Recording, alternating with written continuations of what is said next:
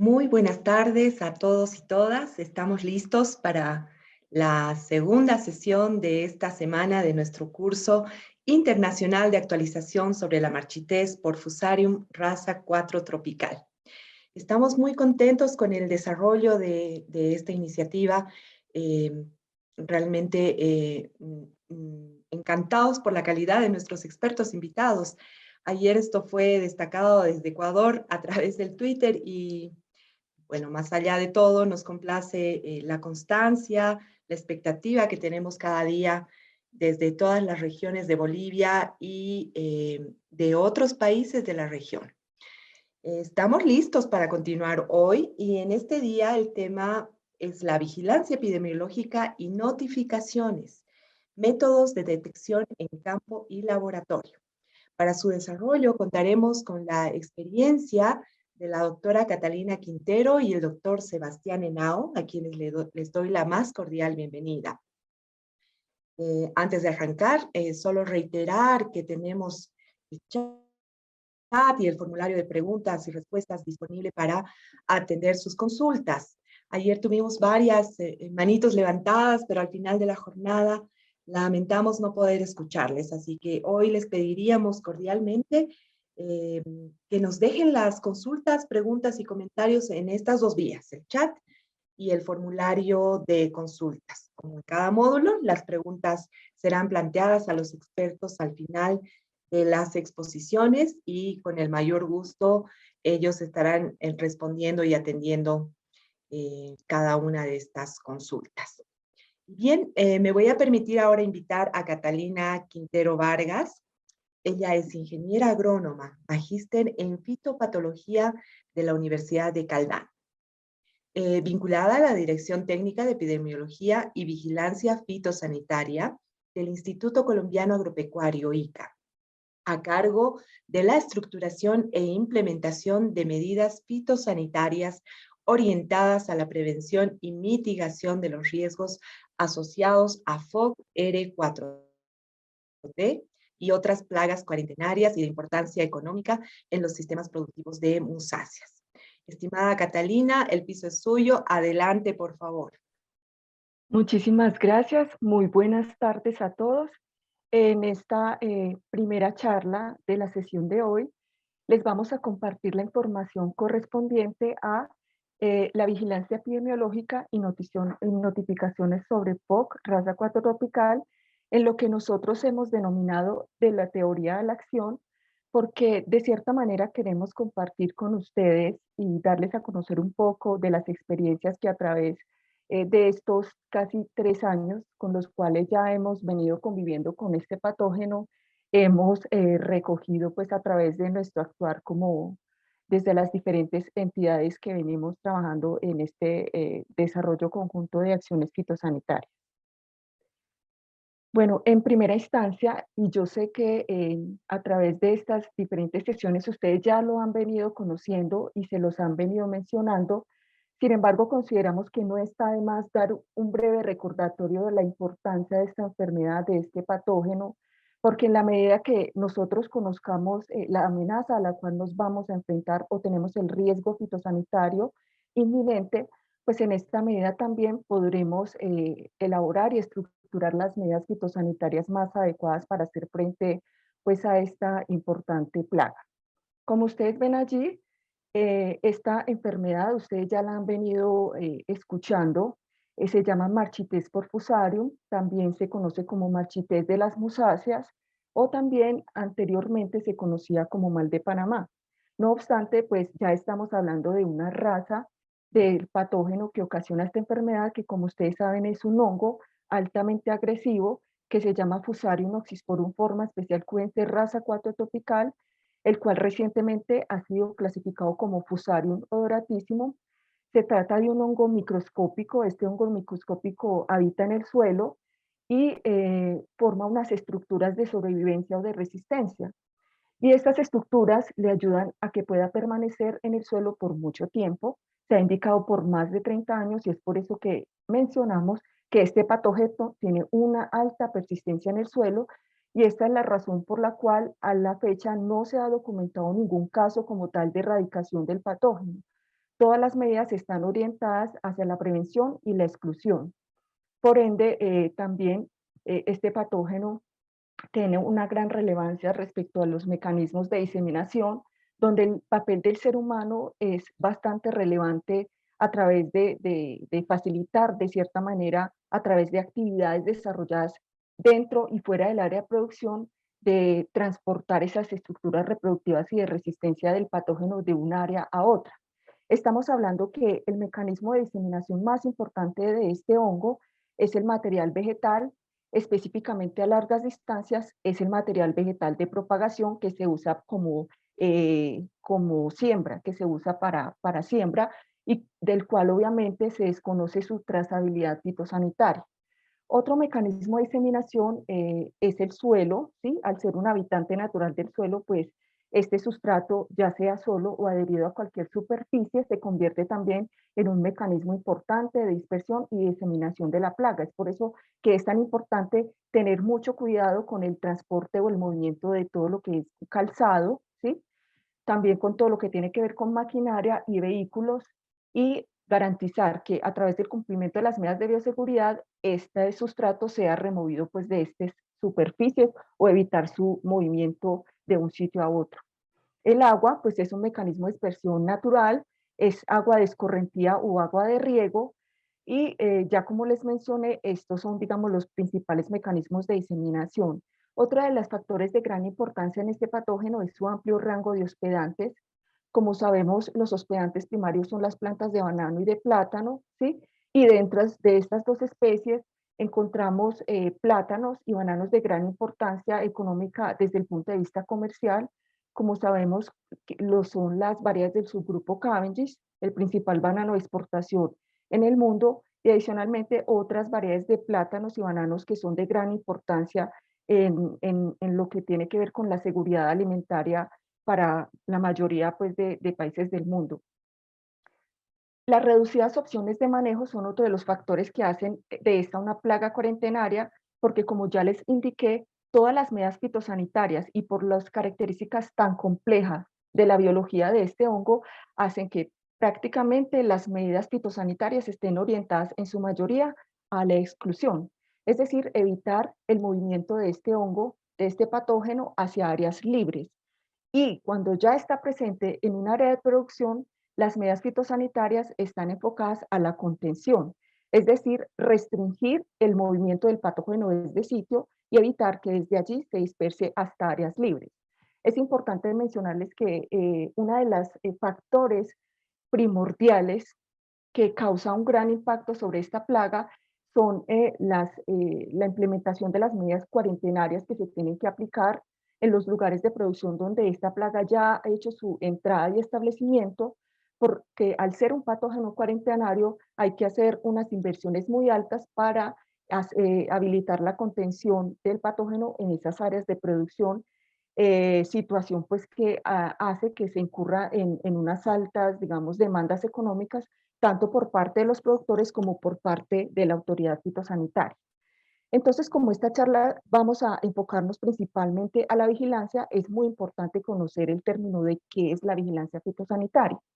Básicamente, desde el punto de vista de lo que es la Convención Internacional de Protección Fitosanitaria, en el lenguaje universal, digamos, de las medidas sanitarias y fitosanitarias que establecen los países con los cuales se establecen intercambios o, digamos, eh, comerciales, de acuerdo con la norma internacional para medidas fitosanitarias número 5, se define la vigilancia como un proceso oficial para recopilar y registrar información sobre la presencia o ausencia de una plaga mediante el uso de encuestas, monitoreo u otros procedimientos, ¿sí? Esta es la definición como tal que se da en esa norma NIF 5 para definir lo que es el proceso de vigilancia. Asimismo, existen dos tipos de vigilancia, una vigilancia general y una vigilancia específica. La vigilancia general es definida como el levantamiento de la situación fitosanitaria de esas plagas, pero a través de la información aportada por comunidad científica, por repositorios de la literatura, colecciones bibliográficas o notificaciones internacionales. En tanto que la vigilancia específica ya es un proceso de levantamiento de información sobre esas plagas pero haciendo una inspección directamente en las áreas, en los lugares de producción, y está dirigida a la detección, a la delimitación o verificación de las plagas reglamentadas, y se debe contar con un procedimiento de captura de información confiable que permita pues establecer de verdad que la condición fitosanitaria de una plaga, especialmente cuando es una plaga reglamentada por un país, como es el caso de Fogurasa 4 tropical. Desde el punto de vista práctico, la vigilancia nos va a ayudar a varios procesos. Entonces, el primero es determinar la presencia o ausencia de esa plaga en un área determinada. Y esto es establecimiento de la condición fitosanitaria. Otra de las utilidades prácticas de la vigilancia fitosanitaria es para una detección oportuna de la plaga, ¿sí? Identificar oportunamente los síntomas que nos permitan a su vez, mediante pruebas de laboratorio, llegar a el agente causal y de esta manera implementar medidas fitosanitarias oportunas, porque las medidas fitosanitarias tardías, pues aparte de que generan más costos, pues hay mayor probabilidad de que la enfermedad se haya dispersado a más sitios o lugares de producción. Otro de los aspectos mediante los cuales o por los cuales la vigilancia fitosanitaria es de gran importancia es por el proceso de delimitación. Cuando ya está presente la plaga en un área de producción, debemos saber qué tanto distribuida está dentro del área de producción o fuera del área de producción, y es por eso que se utiliza también en las encuestas de delimitación y obviamente ya para levantar todo lo que tiene que ver con dinámicas de población sobre estas plagas, también se utiliza el proceso de vigilancia fitosanitaria. ¿Cuáles son los aspectos que se deben considerar al momento de realizar un proceso de vigilancia fitosanitaria y en relación con raza 4 tropical específicamente? Primero que todo, ¿dónde están distribuidas las especies hospedantes? Es decir, los cultivos susceptibles a este hongo. En este caso, ya hemos visto en anteriores charlas, sin embargo, quiero recordarles que los hospedantes primarios de este patógeno son el banano y el plátano. Entonces, dentro de cada país se deben identificar cuáles son las zonas o las áreas de producción donde están establecidas o sembradas estas especies vegetales. ¿Por qué? Porque independientemente del tamaño del sistema productivo, así sea una planta, un área de traspatio, una zona de pequeño productor, de mediano productor o un área grande, no es una limitante para que el patógeno se establezca. Incluso ya les he mencionado en otras charlas que algunos reportes, primeros reportes de algunas plagas los hemos detectado en zonas de traspatio. Por ende, todo lo que sean áreas de producción y siempre y cuando esté presente el hospedante, el patógeno y estén las condiciones ambientales adecuadas para el ingreso y establecimiento de la plaga, hay probabilidad de que se desarrolle la enfermedad y que se convierta obviamente en una epidemia. Otro factor a considerar dentro del proceso de vigilancia fitosanitaria es conocer los síntomas de la enfermedad. Si no sabemos reconocer los síntomas de la enfermedad, pues no, es muy poco probable que podamos reconocerla en campo. Si ya uno, digamos, o los inspectores de vigilancia ya desde nuestra experiencia conociendo y habiendo estudiado muchísimo todo lo que tiene que ver con la enfermedad, los síntomas, pues ya al enfrentarse al campo ven un poco complejo la detección, o, digamos, de los primeros síntomas, pues si desconocemos completamente cómo se manifiesta estos daños en la planta cuando es afectada por este patógeno, pues va a ser mucho más difícil que tengamos una probabilidad de identificar una planta eventualmente sospechosa. Entonces, conocer a la perfección los síntomas es bastante importante porque eso ya nos lleva a una idea en el campo y obviamente en la medida que se vaya practicando este ejercicio de vigilancia se va a tener una mejor ojo entrenado en este proceso. Otro aspecto que se debe considerar en la vigilancia fitosanitaria es la metodología de inspección. Esta metodología tiene que ver mucho con el tipo de área, su extensión, la localización, en zonas de alto riesgo o zonas con presencia de la enfermedad. Normalmente se hace un recorrido total de la plantación, pero esto también se hace entre más especificidad se pueda tener en el proceso de vigilancia, pues va a ser mucho mejor porque vamos a poder identificar más plantas con sintomatologías raras que vamos a poder inspeccionar detenidamente. Entonces, la vigilancia se puede hacer aleatoria o se puede hacer total de la plantación, pero entre más área recorramos, pues vamos a tener mucho más, va a ser mucho más expedito este proceso de vigilancia. Y no se nos puede olvidar la bioseguridad, que la bioseguridad es un principio básico en todos los sistemas productivos agrícolas, pero para lo concerniente a Fochrasa 4 tropical es casi que el principal principio de exclusión y de prevención de la enfermedad. Y es por eso que dentro del proceso de vigilancia, al realizar los recorridos de campo por las diferentes áreas, hay que tener muy presente todos los sistemas de bioseguridad para los inspectores, el uso de botas exclusivas del área de producción, el uso de trajes adecuados que permitan protegernos del movimiento de estructuras reproductivas y de resistencia a este hongo, y obviamente todos los procesos de lavado y desinfección por los diferentes nodos de control establecidos en el lugar de producción, para que al ser nosotros inspectores de vigilancia, no seamos también factores de dispersión de la plaga.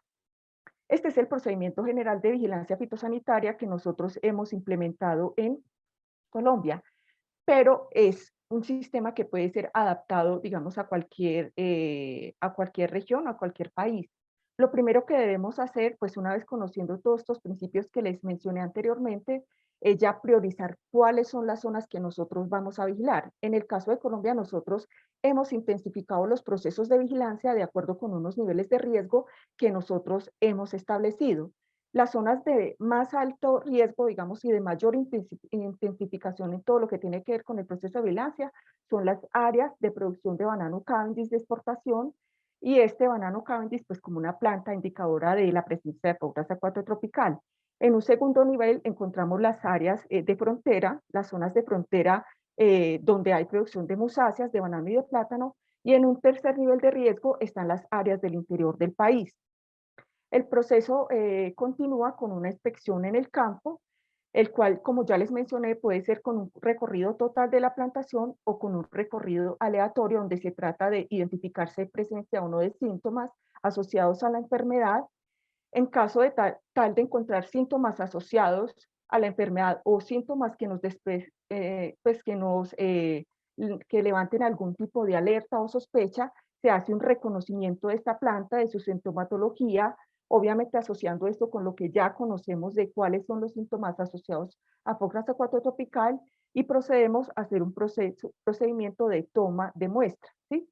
Este procedimiento de toma de muestra generalmente lo hace la autoridad fitosanitaria. Ahorita vamos a ver cuál es el rol tanto de los sensores externos como de la autoridad fitosanitaria, pero en todo caso, ya al tener esta muestra, se envía a los laboratorios que la autoridad o que cada país tenga habilitados para detectar a Fochrasa 4 tropical. Son laboratorios especializados porque deben contar con técnicas muy precisas y sensibles, pero también deben tener unos niveles de bioseguridad adecuados para evitar cualquier escape de la plaga, y con estos resultados se construye y se lleva toda esta información a un repositorio de información. En este caso, en Colombia es el Sistema de Información de Plagas de Colombia, donde contiene toda la información de presencia o ausencia de las plagas de importancia económica y cuarentenaria, incluyendo a Fochrasa 4 tropical. Bueno, entonces, continuando con la metodología del proceso de vigilancia, nos debemos hacer algunas preguntas. La primera es, ¿qué vamos a vigilar? Cuando vamos a un área de producción y vamos a hacer un recorrido de campo, pues lo que tenemos que vigilar es la presencia de síntomas asociados a la enfermedad, porque como tal nosotros allí en ese proceso inicial de inspección no vamos a poder determinar si Fochrasa 4 tropical está presente o no, dado que lo único que podemos decir, hay una sospecha, hay una alerta, pero finalmente es el laboratorio quien nos confirma el agente causal, y más teniendo en cuenta pues que existen diferentes razas pues de este patógeno. ¿Cuándo vigilar? La vigilancia debe ser permanente, ¿sí? La vigilancia que hace la autoridad fitosanitaria pues es mucho más aleatoria, en tanto que los productores, dueños de finca, asistentes técnicos, pues casi que su obligación está en hacer una vigilancia por lo menos semanal de las áreas de producción para detectar oportunamente cualquier sintomatología o anomalía que se presente en el sitio o en el lugar de producción. Para el caso de FOC, se recomienda vigilar incluso antes de establecer el área de producción para verificar que la semilla que vamos a utilizar cuente con la trazabilidad sanitaria que nos permita descartar la presencia de patógenos cuarentenarios o en este caso también de Foras acuático-tropical. A partir de los 4 meses es el periodo de incubación normalmente que se reporta en la literatura, es decir, desde que afecta a la planta, desde que hay un ingreso y establecimiento del patógeno hasta que se desarrollan los síntomas. Y la vigilancia, como les indiqué anteriormente, se intensifica de acuerdo al nivel de riesgo que se identifique. En este caso, a nivel de país o a nivel de la finca, los riesgos están en áreas que son frecuentemente transitadas o donde haya factores de dispersión de la plaga, como son, por ejemplo, colindancias con comunidades, por todos los cablevías o zonas de tránsito por donde se transporta el fruto dentro del lugar de producción, zonas que limitan con canales de riego o fuentes hídricas, entre otros. Entonces, todos esos factores hay que considerarlos en el proceso de vigilancia fitosanitaria. Ya a nivel general, podemos hacer una vigilancia fitosanitaria dirigida si tenemos algún tipo de alerta por parte de algún productor, ¿sí?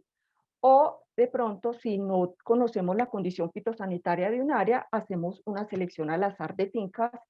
En todo caso, esta selección también hay que tener en cuenta priorizar las zonas de mayor área sembrada o que dentro de la región se identifiquen con mayor riesgo respecto a los factores que ya conocemos de dispersión de este hongo. Una vez identifiquemos ya la finca, monitorear y estemos dentro del predio, es muy importante la interacción que tengamos con el productor, con el administrador o con el personal que labora en la finca para nosotros relatarle si ha visto o no la sintomatología que nosotros les describamos. Sí, en todo caso, muchos productores a veces desconocen esta sintomatología y es nuestra labor como inspectores orientar al productor o si somos productores, formarnos para estar más alerta en el momento que lleguen a presentarse esos síntomas. Independientemente de la información que tengamos en la finca, hay que hacer un recorrido de ese lugar de producción para constatar cuál es su situación fitosanitaria, porque la metodología indica que debe haber un recorrido para levantar el estatus fitosanitario de esa área. No solamente es que vamos al lugar de producción y el productor nos diga, no, acá no he visto nada, no. Ese no es el proceso de vigilancia. El proceso de vigilancia es ir, recorrer las plantas, observarlas detenidamente, y visitar toda la finca, toda el área de producción y ya después hacer un diagnóstico general de cuál es la situación de esa área de producción. Dependiendo de lo que encontremos, tomamos la decisión si tomamos o no la muestra. En este caso, ya les mencioné que la muestra la toma la autoridad fitosanitaria de cada país y posteriormente ya se diligencia los resultados de este recorrido. Es decir, es tan importante registrar que se encontró algo como registrar que no se encontró nada, porque todo eso es condición presencia, ausencia. Aquí está el modelo de los recorridos, tenemos diferentes metodologías, puede ser una metodología de un recorrido aleatorio, esta es una metodología pues que las organizaciones utilizan para hacer un diagnóstico general, pues porque realmente son muchas áreas y por la atomización de esas áreas se requiere dar unos diagnósticos generales que hacen que se tenga que recurrir pues a los muestreos aleatorios y recorridos aleatorios. No obstante, en los modelos de convenios que desde Colombia hemos venido trabajando y que se pueden también trabajar en otros países, se han venido realizando recorridos totales de ciertas áreas de producción. Entonces, el modelo de recorrido aleatorio es según el área del lugar de producción para predios menores de 10 hectáreas, se inspeccionan 10 puntos al azar y para predios mayores de 10 hectáreas se divide el área de producción en 4 sectores y en cada uno de esos 4 sectores se inspeccionan 5 puntos. Sin embargo, durante la ubicación de esos puntos, igual se transita por toda la plantación y es por eso que si las zonas de producción o las fincas cuentan con mapas, es muy bueno programar y previamente cómo vamos a hacer el recorrido, ya que eso nos ayuda a hacer una vigilancia mucho más efectiva. Y el otro modelo de recorrido es hacer un recorrido total de la plantación, como ustedes lo están viendo la imagen, y este es el modelo de recorrido que hacemos a través de los convenios de cooperación, de los cuales van a tener ustedes la oportunidad de conocer mejor en la próxima charla. Otras herramientas que se utilicen para hacer un diagnóstico general de las áreas, de cuál es su condición respecto a si hay parches, si hay anomalías, si hay marchiteces. Cualquier diagnóstico general de las áreas se hace a través de ayudas, como por ejemplo el uso de drones.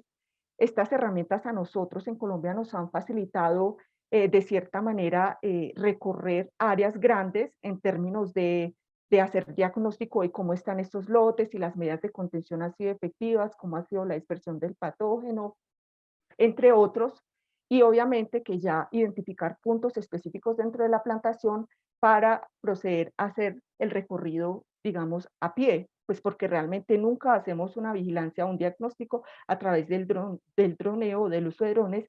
Sin embargo, es una herramienta para hacer un diagnóstico general inicial que posteriormente ya se corrobora con el proceso de vigilancia en campo.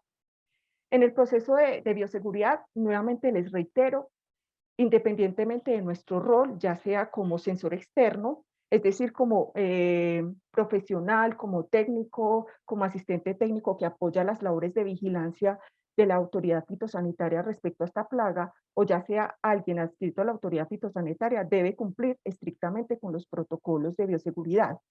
¿Cuáles son los protocolos de bioseguridad en el proceso de vigilancia? El uso de calzado de la misma área de producción, es decir, cada que vamos a visitar un área de producción, allí tenemos que tener un calzado, el cual dejamos allí una vez finalizada esta labor. Y así hacemos en cada área de producción. Obviamente que dentro de los recorridos debe haber unos pediluvios donde podamos hacer el proceso de lavado y desinfección de este calzado, de las herramientas que tengamos pues para hacer el proceso de vigilancia, el uso de el traje desechable que también se deja in situ dentro del área de producción, no se lleva de un sitio a otro, la destrucción de todos los elementos desechables que se utilicen en el proceso de vigilancia después de la visita, dejándolos como indica allí en el sitio, la segregación del personal, es decir, nosotros, por ejemplo, hacemos vigilancia en áreas de cuarentena, pero también hacemos vigilancia en áreas libres. Pero el personal que hace vigilancia en áreas de cuarentena es exclusivo y no transita o no tiene que ver con las áreas libres. Es decir, que en eso consiste la segregación del personal para evitar intercambio de personal entre áreas sanas y áreas libres. Entre áreas sanas y áreas infestadas, perdón. Y normalmente el proceso de inspección se da desde áreas limpias hasta áreas infestadas. Por ejemplo, si visitamos una zona sospechosa en un mismo día, no visitamos más fincas ese día.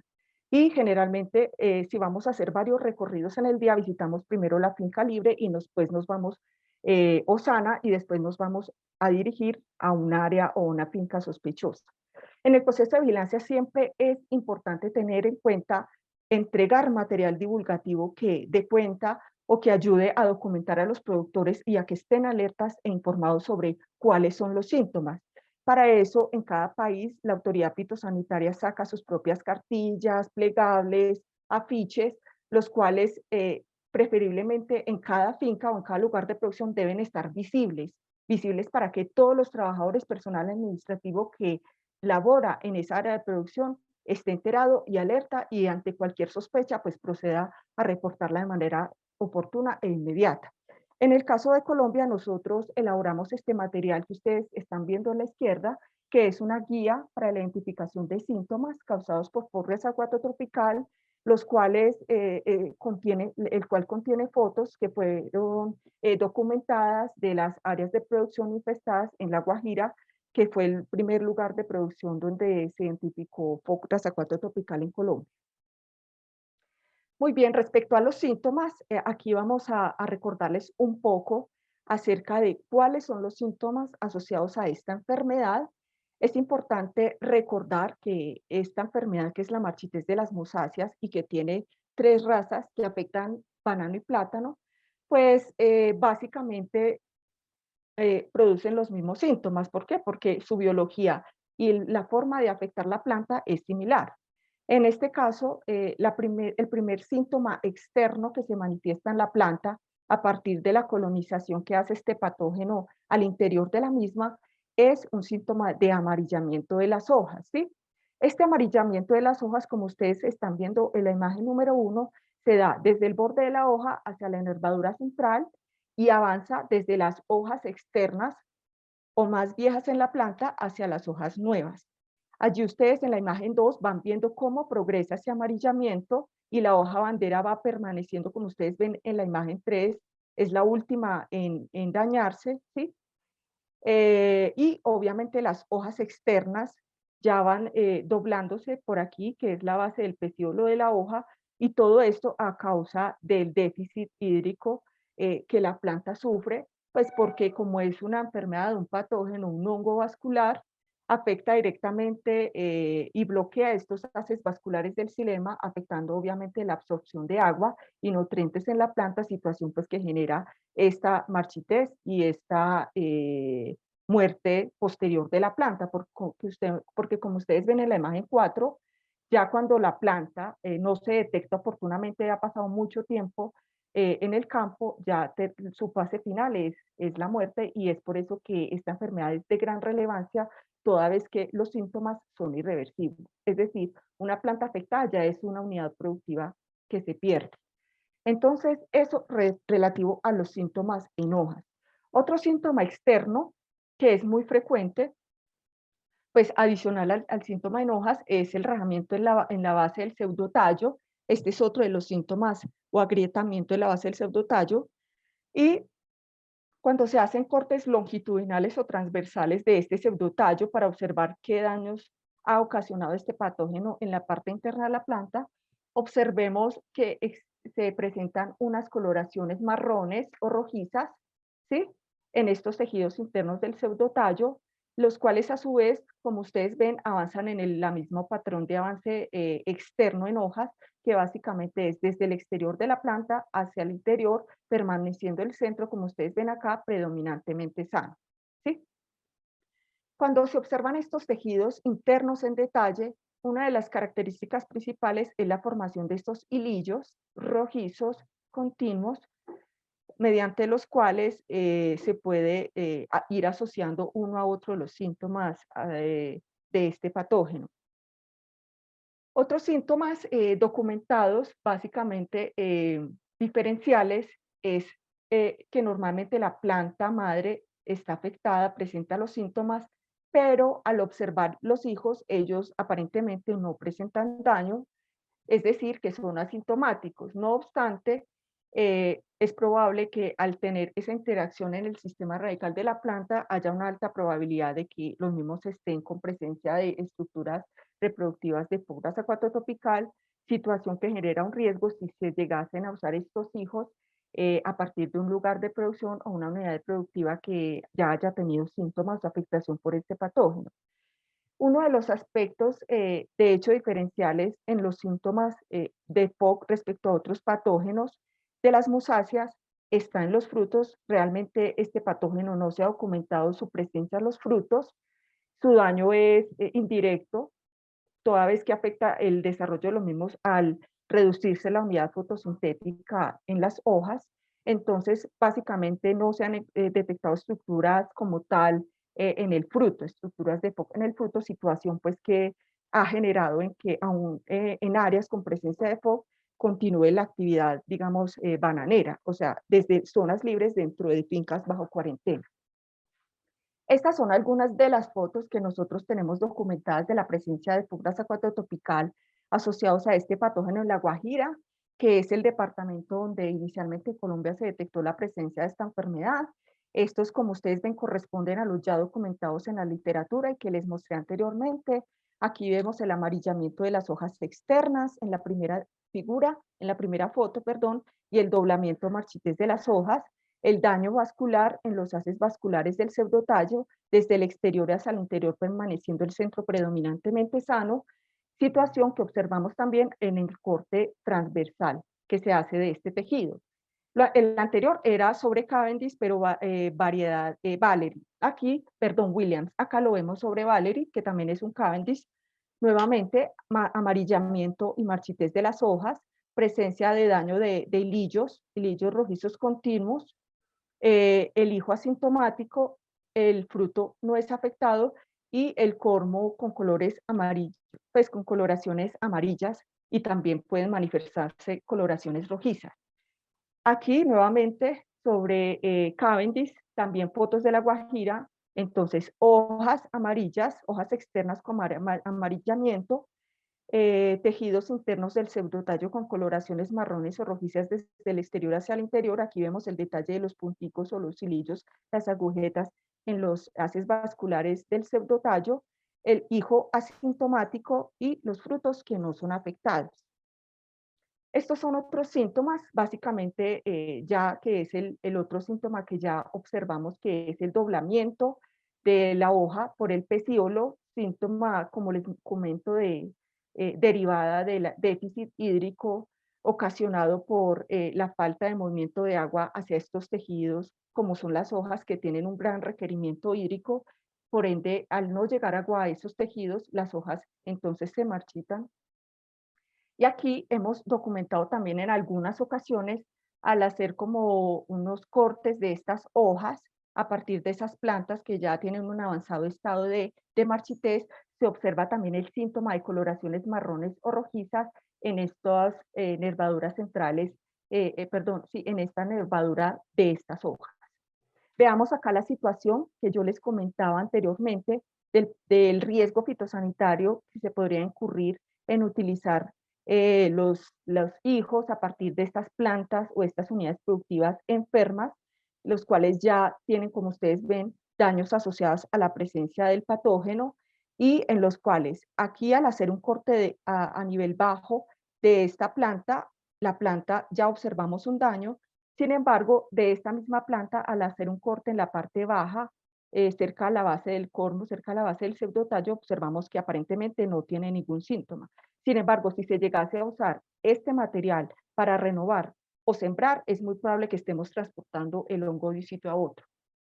Esto es básicamente la apariencia que tienen algunas plantas que alcanzan a formar frutos antes de, digamos, un avanzado desarrollo de la enfermedad. No, ustedes como están viendo allí, estos frutos van quedando prácticamente raquíticos, no hay llenado del fruto, sin embargo no hay un daño interno del mismo. Entonces, como les mencioné, el daño es indirecto. En algunas ocasiones también hemos observado, como ustedes ven aquí, al realizar un corte transversal del raquis de estos frutos, algunos punticos, los cuales en este corte se ven como puntos, pero si se hace un corte longitudinal ya se alcanza a observar como los hilillos que vimos anteriormente. Existen algunas enfermedades que eventualmente pueden ser confundidas o cuyos síntomas pueden ser similares o muy parecidos a los ocasionados por FOC. En este caso, aquí encontramos tres enfermedades como son el moco, la bacteriosis y la marchitez por fusario, de los cuales las diferencias principales están obviamente en que FOC es ocasionado por un patógeno que es un hongo, en tanto que moco y bacteriosis pues están asociados a bacterias. Sin embargo, el daño interno de la planta es muy similar y es por eso que ocasionan síntomas similares. Aquí vemos, por ejemplo, las diferencias entre moco y FOC, ¿sí?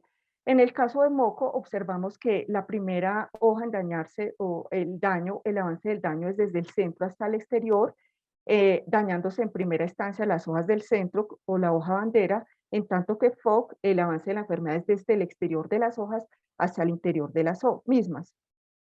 Aquí vemos en relación con los síntomas internos, en moco se afecta primero el centro de la planta, en tanto que FOC primero la parte externa de estos tejidos. La principal diferencia, digamos, en relación con estos dos patógenos es la afectación, es en relación con los síntomas en fruto, toda vez que como conocemos en moco, si hay un daño directo del fruto y una presencia de las células bacterianas, bacterianas de este patógeno en los frutos, en tanto que en FOC, como ustedes ven, no hay ningún tipo de daño en frutos respecto a la presencia del patógeno. El daño, es como les comenté, es indirecto, reduciéndose el crecimiento y desarrollo de estos frutos y reduciéndose pues el tamaño de los mismos. Otra enfermedad es la bacteriosis, con respecto a estas son las diferencias. Esta bacteriosis, pues hay varios géneros de bacterias asociados, sin embargo, se caracterizan, si bien por ocasionar un amarillamiento y marchitez de las hojas, por ocasionar unas lesiones internas que generalmente tienen una apariencia húmeda, blanda y una producción de olores fétidos. En tanto que en FOC, si bien hay una marchitez, pues realmente no hay unas pudriciones blandas como tal de estos tejidos. Realmente las pudriciones son pudriciones secas, pero sí hay una formación de unos bolsillos gomosos. No obstante, no hay pudrición como tal en relación con licuefacción de estos tejidos o producción de olores fétidos. De hecho, en plantas que están afectadas por esta bacteriosis, asociadas al daño por estas bacterias, es muy frecuente observar que también haya presencia de picudos, porque como ustedes saben, estos artrópodos sean muy fácilmente atraídos por este tipo de olores fermentados. Entonces, allí ustedes pueden observar la diferencia entre ambos patógenos. Es muy importante mencionarles a ustedes algunas de las experiencias que hemos tenido sobre las alertas que hemos atendido. Supongamos, reportan al ICA, a la autoridad fitosanitaria o a nuestros sensores externos alguna sintomatología sospechosa, ¿sí? Que se relaciona mucho con los síntomas también asociados externamente para FOC. Nosotros vamos, hacemos la atención de esa alerta y nos hemos encontrado que estas plantas tienen esta apariencia externa. Sin embargo, al hacer la corroboración de cuál es la afectación interna de estos tejidos, hemos visto que el daño se ha asociado a picudos, ¿sí? Esa es, digamos, uno de los casos de síntomas similares y de alertas atendidas.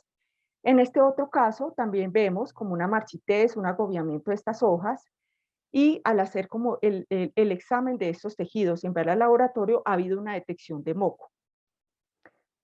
Y también aquí, como ustedes pueden ver en relación con la bacteriosis, hay una apariencia externa de estas plantas, hay un amarillamiento, hay una marchitez. Sin embargo, al hacer la inspección interna, como ustedes pueden ver allí, hemos constatado que hay un daño asociado a la presencia de las bacterias que ocasionan esta bacteriosis, la cual se ha llevado al laboratorio y ha pues dado este diagnóstico de Pectobacterium nodoiqueia. No obstante, nosotros siempre decimos que se deben tener en cuenta todas las alertas, no hay que descartar ninguna alerta, ya que estamos como en este proceso de detección oportuna. Es por eso que ante cualquier alerta siempre nosotros vamos y hacemos el proceso de verificación de qué se trata para descartar cualquier sospecha posible. En el proceso de vigilancia es muy importante tener en cuenta una detección oportuna. Una detección oportuna básicamente consiste en detectar la enfermedad cuando se están manifestando los primeros síntomas en la planta. Porque como ustedes ven en la imagen de la derecha que tiene una X, si uno encuentra una planta en este estado avanzado, esto ya no sería una detección oportuna, porque es muy probable que desde allí ya se haya diseminado la enfermedad hacia otras áreas de la plantación. Lo más importante es que cuando detectemos una alerta hay que encerrar ese sitio y hay que evitar o no movilizar desde allí cualquier tipo de material vegetal, cualquier tipo de suelo, cualquier tipo de herramientas o obviamente limitar y prohibir el movimiento de personal por esta zona o esta área de producción. A nosotros, en las áreas de producción con presencia, esto es lo que nosotros llamamos primeros síntomas. Ya tenemos un personal bastante entrenado que está bastante familiarizado con los síntomas asociados a la enfermedad y ellos ya alcanzan a detectar, como ustedes ven aquí, una planta sospechosa desde que se presentan estos amarillamientos así muy tenues. Entonces, a este nivel tenemos que llegar todos en el proceso de detección, de identificar esos primeros síntomas. Entonces, ante un evento sospechoso, ¿cuál es nuestro rol? Un evento sospechoso es una planta con síntomas asociados a FOC, a la marchitez de las mosáceas. Dependiendo si nuestro rol es de miembro de la autoridad fitosanitaria o si de pronto nuestro rol es como productor, asistente técnico, trabajador de campo, operario de campo, etc. Hay unos parámetros en los cuales los roles son los mismos, que es marcar la planta identificada con los síntomas, ¿sí?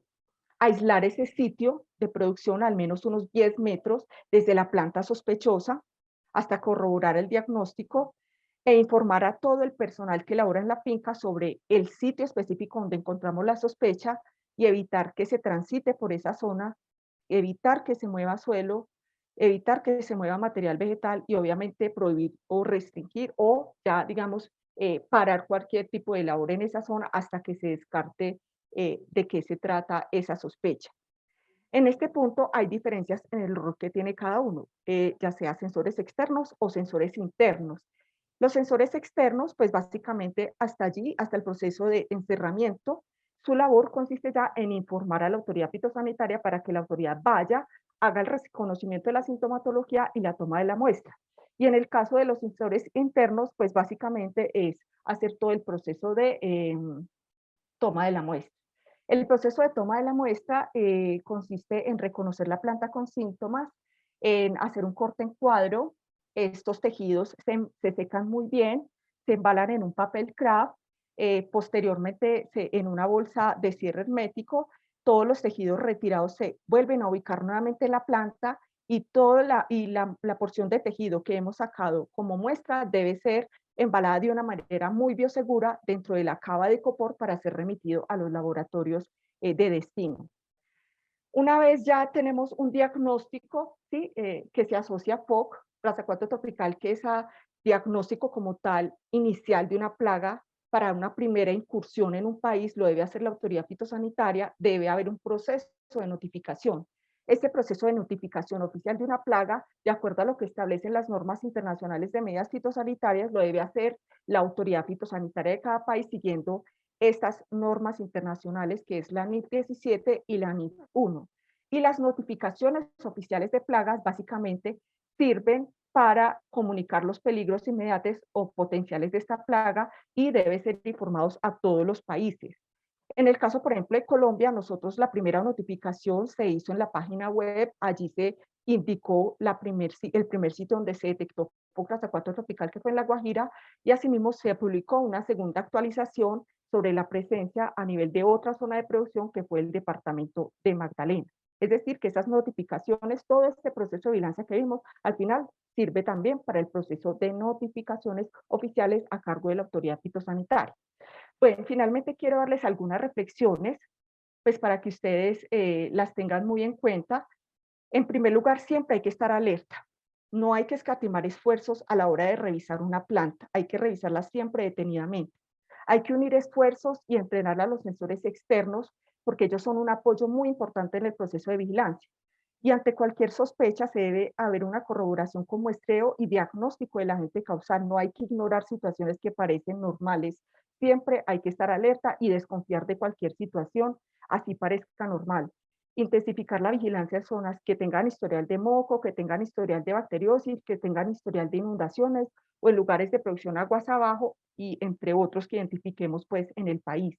E incluir dentro del cronograma de capacitaciones no solamente al personal relacionado con la producción, sino también a las comunidades, a las autoridades de policía, a las autoridades ambientales, a otras entidades que de cierta forma nos pueden ayudar en cierta medida a implementar las medidas fitosanitarias.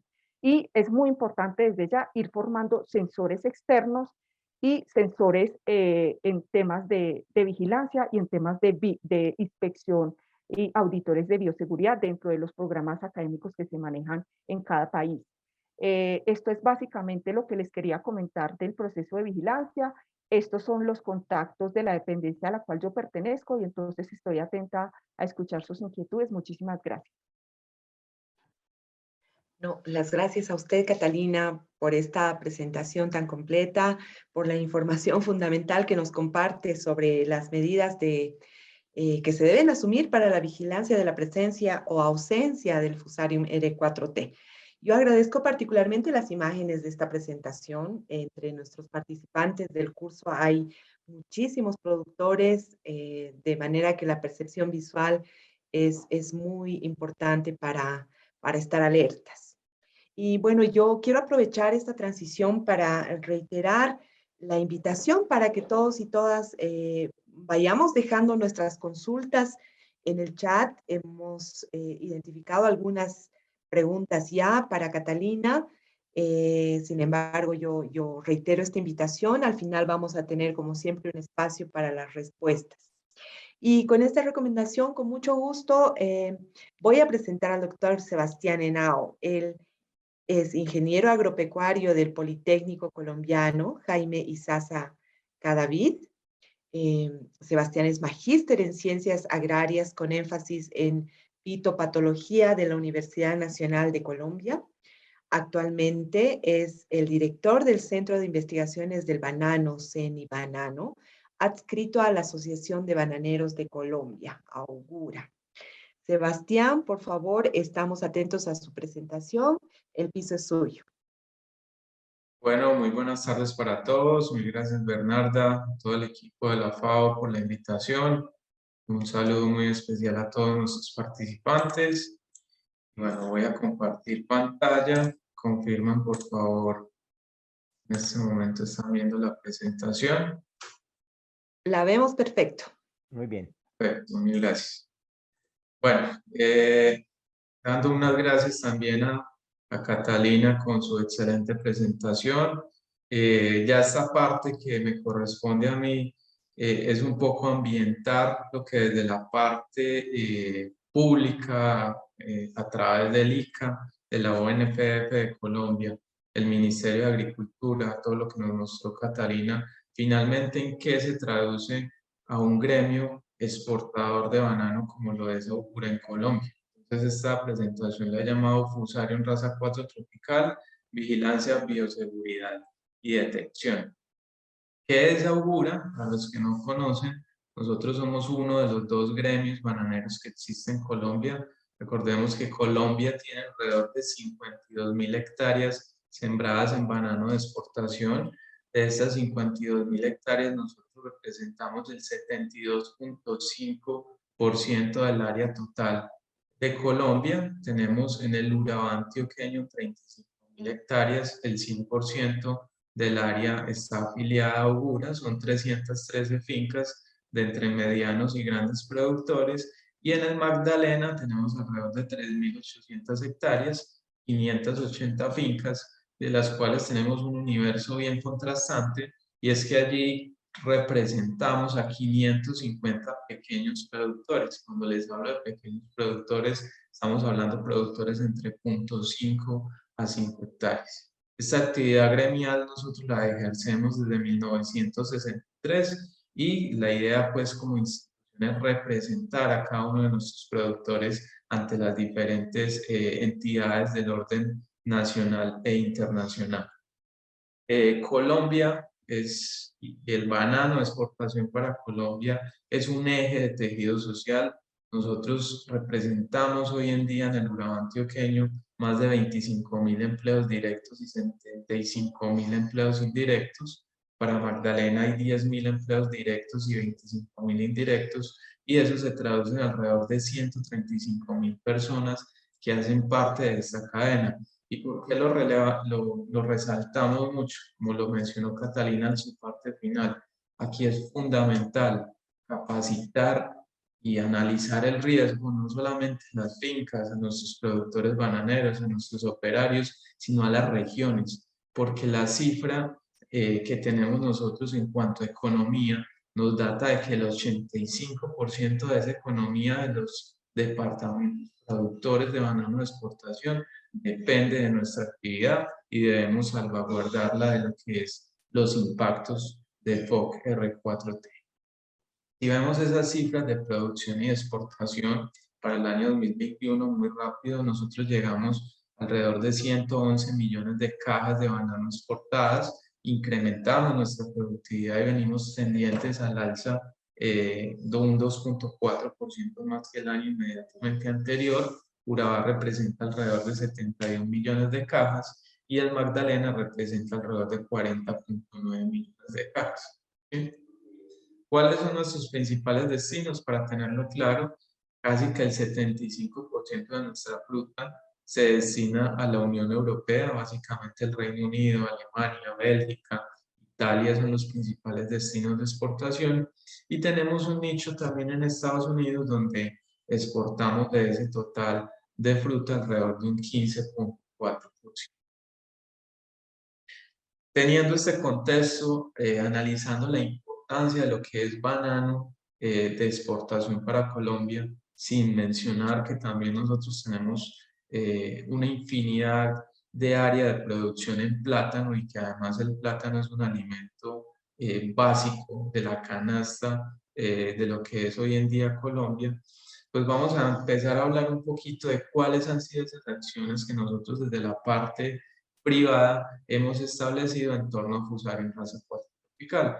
Y en este orden quisiera hablarles antes de la llegada de Fusarium, qué habíamos hecho, qué logramos hacer, y en ese sentido mencionarles que nosotros desde el 2014 veníamos trabajando con el ICA, el Ministerio de Agricultura, en un Plan Nacional de Prevención y Control.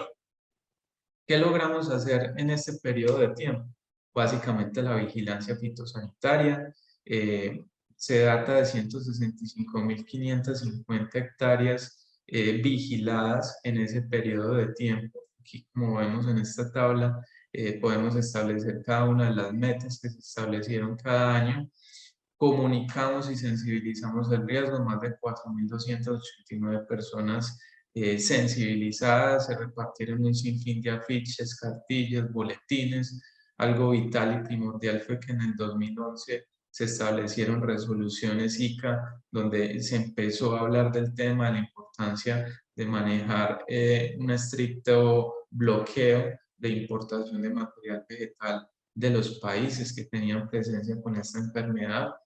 Adicional, se establecieron los primeros protocolos de bioseguridad que fueron entregados finca a finca en torno a diferentes temas, por ejemplo, cómo recibir nuestros visitantes y viajeros que tenían que entrar a un predio, qué infraestructura se debía contemplar, cómo eran los procesos de desinfección, se realizaron un par de simulacros de erradicación, todo esto en un plan de contingencia y visualizando de que existía el riesgo y que en algún momento podía ingresar la enfermedad al país. Se avanzó mucho en diagnóstico, ese es un punto importantísimo porque los gremios ya apostamos a trabajar de la mano con el ICA y fortalecer lo que fue la capacidad de diagnóstico en diferentes sitios del país, y además se realizaron un par de investigaciones puntualmente en Cenibanano en torno también a diversidad genética, a unos convenios con universidades importantes como la Universidad de Wageningen, entre otros. ¿Qué ocurrió en torno y después en ese periodo de tiempo? Por ejemplo, con el ICA en el 2018 hicimos una brigada de seguridad, se seleccionaron 200 fincas en Colombia de forma aleatoria para ver en qué estado se encontraba esa bioseguridad. En su momento los resultados fueron un poco contrastantes, había un 54% de fincas, por ejemplo, que en ese momento tenían una persona encargada de bioseguridad, o sea, casi que en el restante 50% no había nadie encargado de esta labor. El 68% de las fincas, los trabajadores tenían deficiencias en conocer los síntomas de la enfermedad, entre otros aspectos que nos llevaron a concluir que solamente un 27%, 27.5%, tenían un nivel alto de implementación de medidas de bioseguridad, un 55 medio y un 17 bajo. Y ese fue un tema crítico porque este concepto de bioseguridad hoy debe primar en todos los países, incluso que no tengan presencia de usuario, porque no nos basta con tener un 99% de los ejercicios de bioseguridad puestos en marcha, sino que siempre tenemos que estar a un 100%. Cualquier vía de ingreso que tengamos, pues nos va a generar un riesgo de introducción de la enfermedad. En este sentido, Fusarium llegó a Colombia lastimosamente en agosto del 2019, se confirmó su presencia en el departamento de La Guajira y allí empezamos un plan de acción central.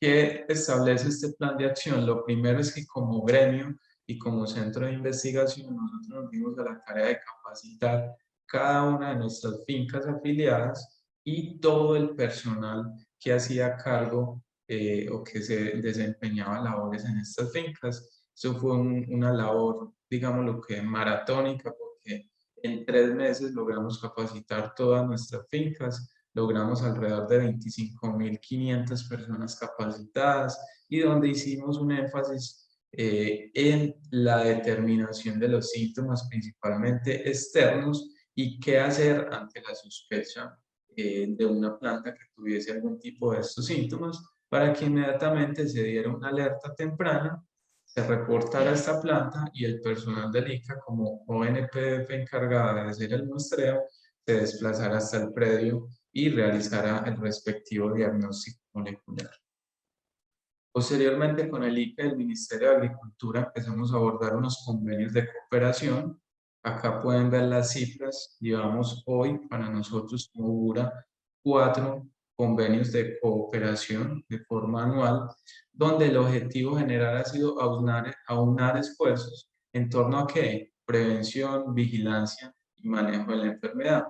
Nosotros como URA hasta la fecha no tenemos ninguna finca reportada con presencia de este hongo. Sin embargo, hemos trabajado muy de la mano con el instituto en mantener esas áreas libres, principalmente del Urabá, que hoy en día es el departamento que está 100% libre de la enfermedad, pero también conservar la integridad de las demás predios, incluso que hacen parte del Magdalena.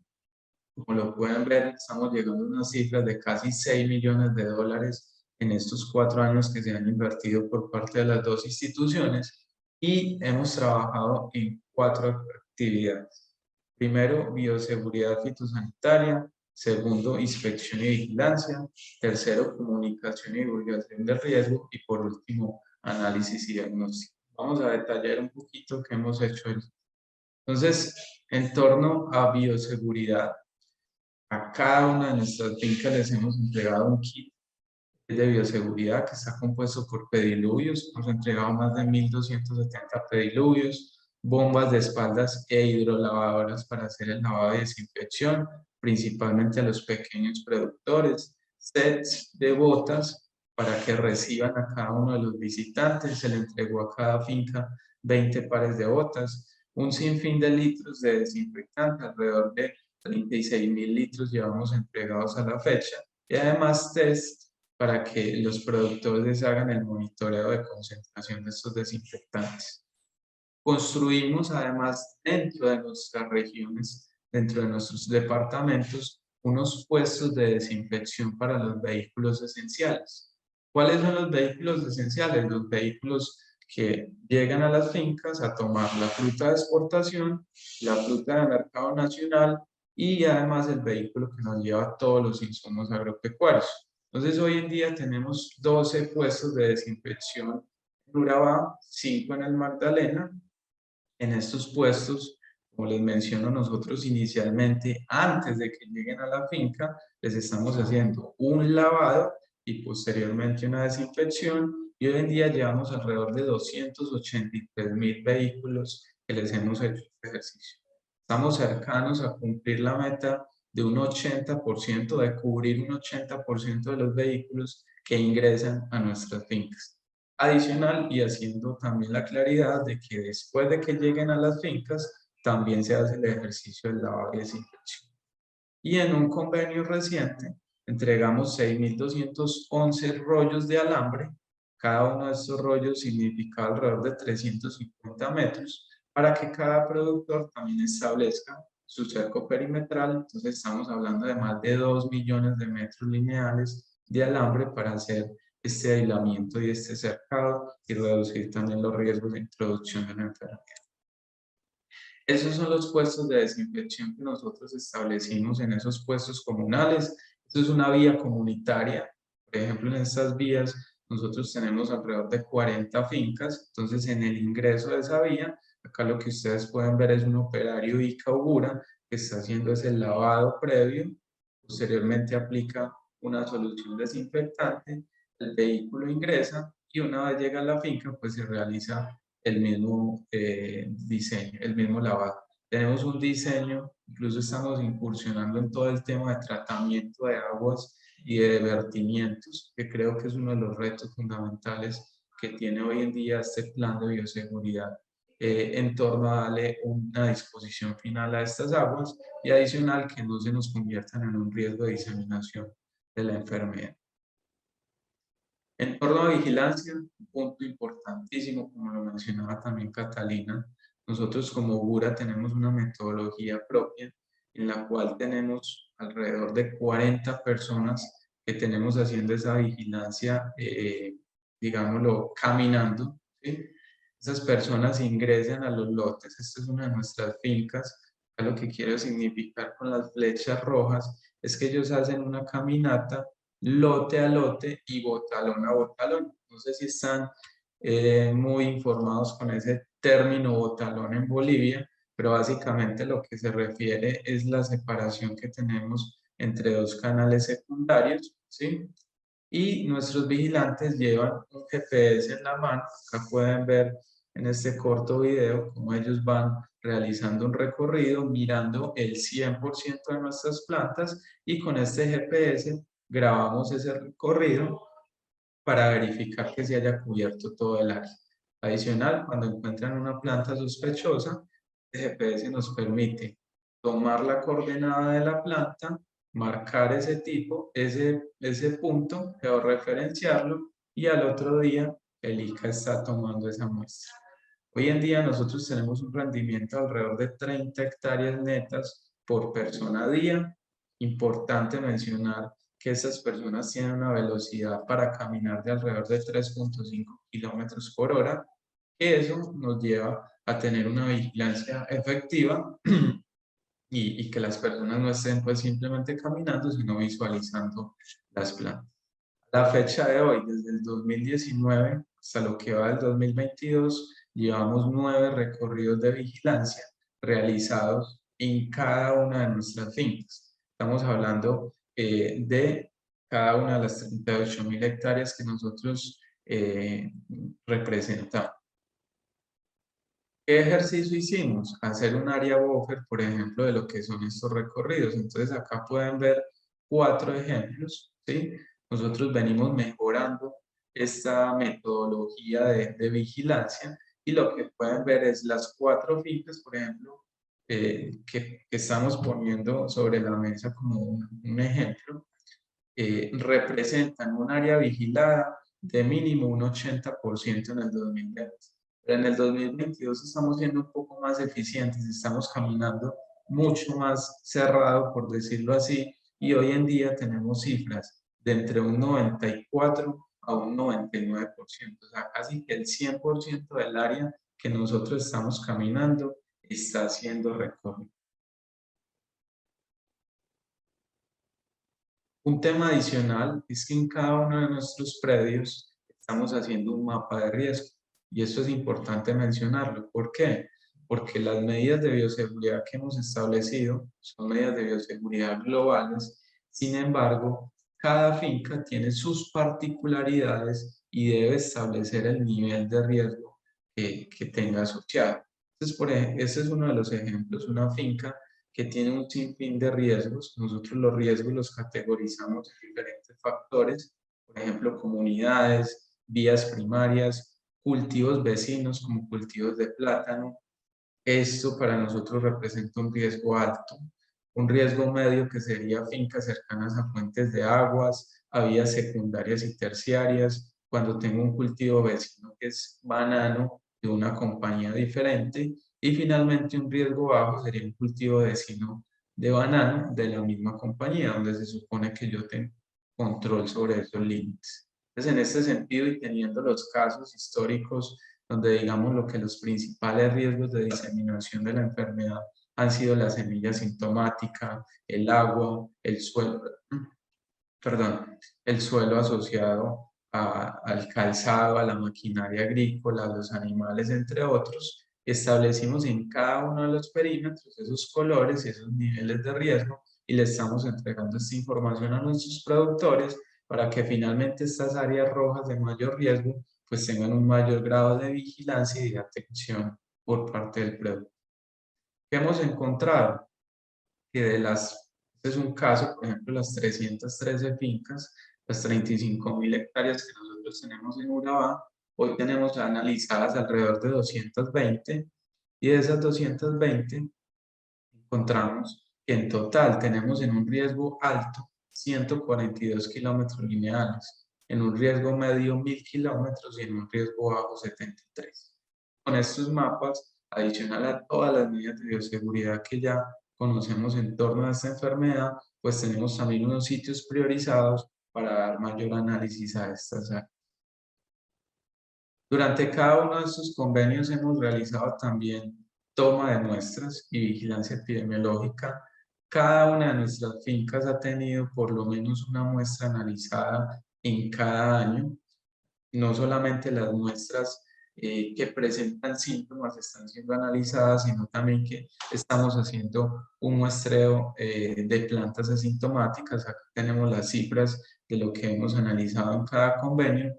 Y muy importante mencionar, hemos encontrado un sinfín también de plantas afectadas por moco y la idea es trabajar y pensar en todos estos temas de bioseguridad, no solamente para fusarium, sino también para moco. ¿Por qué? Porque finalmente lo que nosotros estamos encontrando es que tenemos como Colombia una gran oportunidad para trabajar en torno al moco.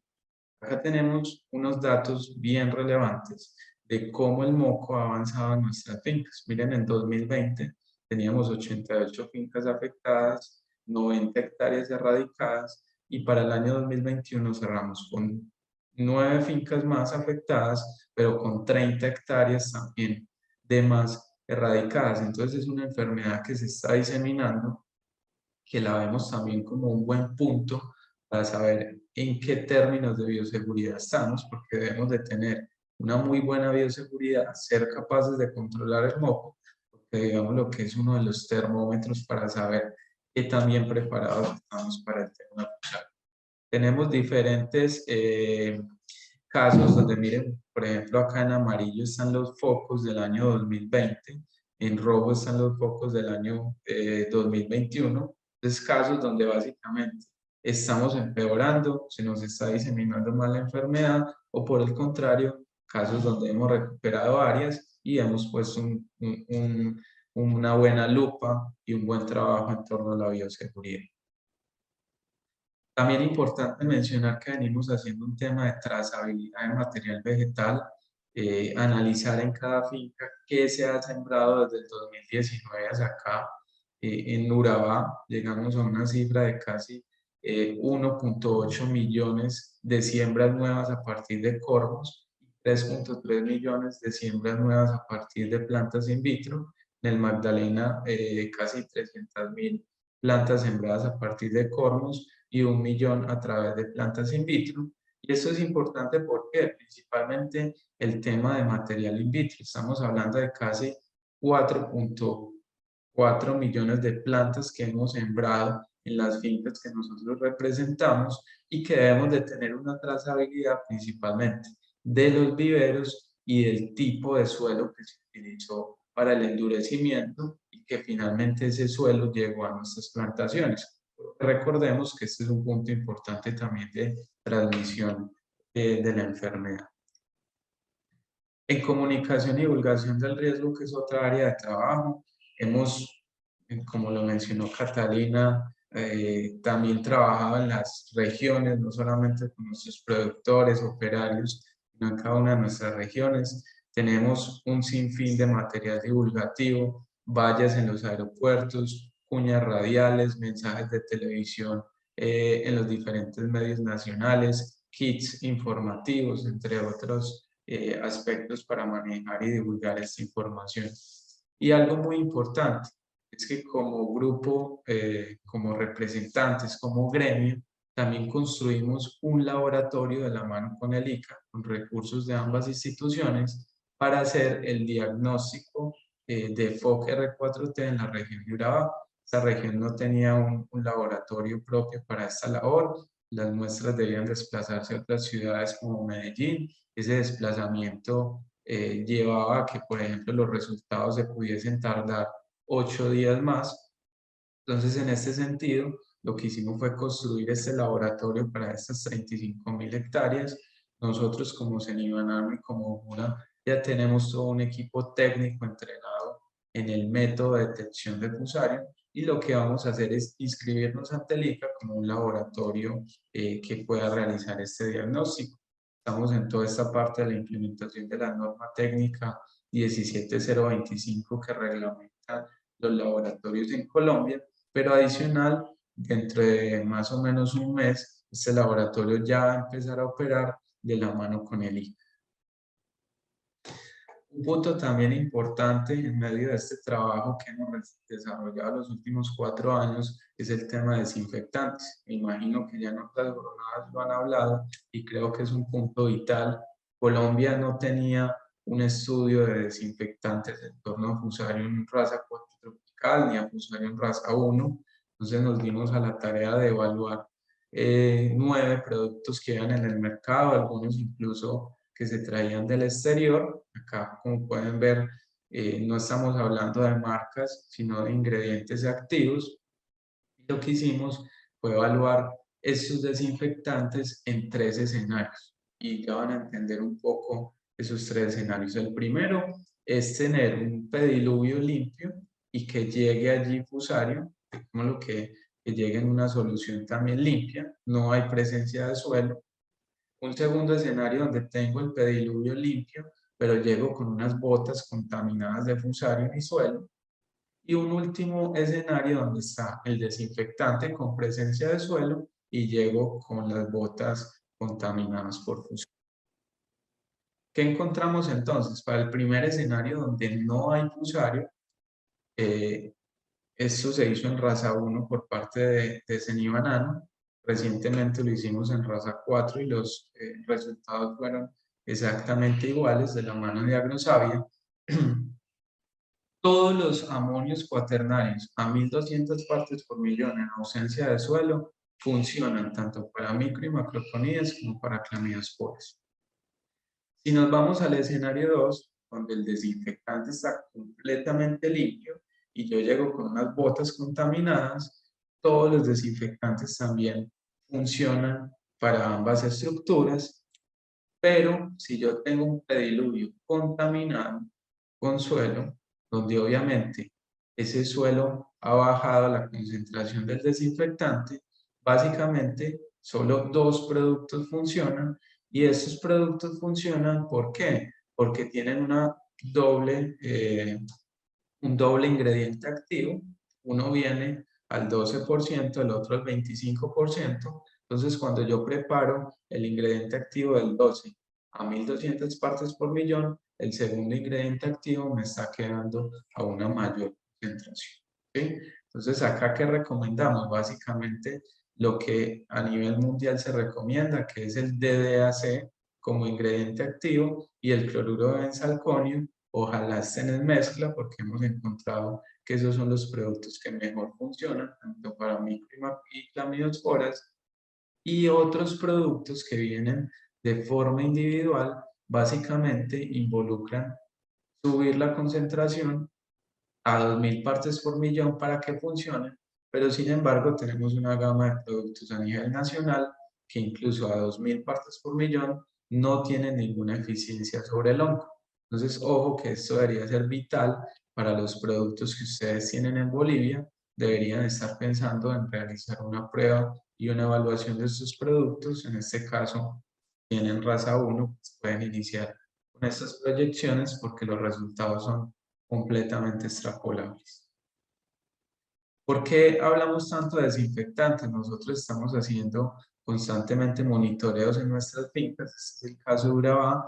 En 312 fincas hicimos una evaluación de cómo estaba el desinfectante en horas de la mañana y en horas de la tarde. ¿Qué nos encontramos? Que en horas de la mañana, el 52% de las fincas, el desinfectante estaba a menos de 1200 partes por millón. O sea, estaba siendo ineficiente. De esas 165 fincas, 89 estaban de 0 a 400 y 76 de 700 a 1200 partes.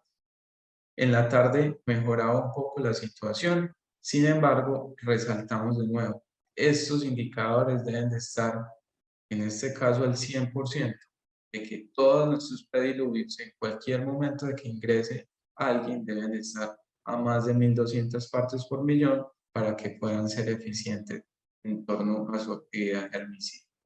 Estas son algunas imágenes que nos encontramos y puntos en los que debemos trabajar. Recordemos que todos estos productos cuando entran en contacto con materia orgánica se inhiben, entonces es un punto a trabajar en cada uno de los aspectos de bioseguridad. Nos hemos encontrado que algunos productores también, una vez tienen esos pediluvios sucios, lo que hacen es sobre esta mezcla aplicar desinfectante, ¿sí? Para no botar el agua. Y lo que están haciendo es un grave error. Se los demostramos acá con estas gráficas donde tenemos, por ejemplo, un desinfectante sin adición de suelo, como el desinfectante medido a diferentes horas después de la preparación, continúa estable. Si agregamos 25 gramos de suelo por litro, miren lo que ocurre. Inmediatamente yo agrego ese suelo, mi desinfectante baja a 400 partes por millón y 12 horas después está a 0. ¿Sí? Si agrego 50 gramos por litro de suelo, inmediatamente baja a 0 partes por millón. Y si yo tomo esta primera adición de suelo de 25 gramos e inmediatamente hago una nivelación, o sea, que aplico producto desinfectante, miren cómo finalmente a las 24 horas de nuevo está bajando la concentración, y si tenía más suelo en ese desinfectante, pues inmediatamente también a las 6 horas el producto se baja. Entonces, básicamente acá la conclusión es que cuando tengamos un pediluvio sucio, contaminado con suelo, la recomendación es cambiarlo por completo y no hacer nivelaciones o volver a aplicarle desinfectante a esa misma solución, porque la materia orgánica está allí y va a seguir inactivando nuestro producto. Como les mencionaba, hay un reto fundamental en entender y manejar esos vertimientos, qué hacer con esos pediluvios. Unas gráficas acá muy sencillas que muestran cómo Fusarium raza 1 crece en agua estéril. Si tú pones una suspensión de conidias a partir de las 24 horas después de estar en esa solución, empieza a crecer y se estabiliza en agua. Si lo coloco en desinfectante que tiene presencia de suelo, o sea, que está a menos de 1200 partes por millón, allí también puede crecer, ¿sí? Entonces no estemos confiados de esa parte, nuestro pediluvio está siempre a 1200 partes por millón, bien preparado, mientras que si yo lo coloco en un pediluvio completamente limpio, miren cómo nunca va a tener oportunidad de crecer el hongo. Eso era todo lo que tenía en mi presentación. Estoy atento entonces a cualquier duda e inquietud.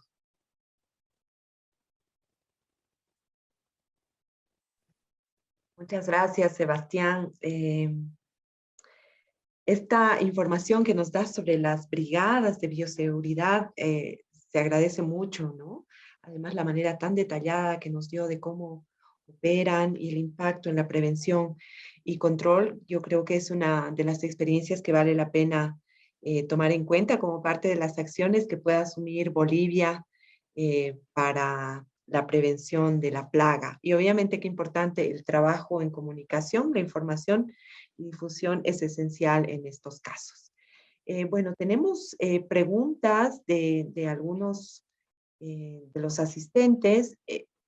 Pienso que son preguntas dirigidas para los dos expositores. Las voy a plantear y pediría en primera instancia a Catalina que pueda responder y luego le pasaríamos la palabra a Sebastián.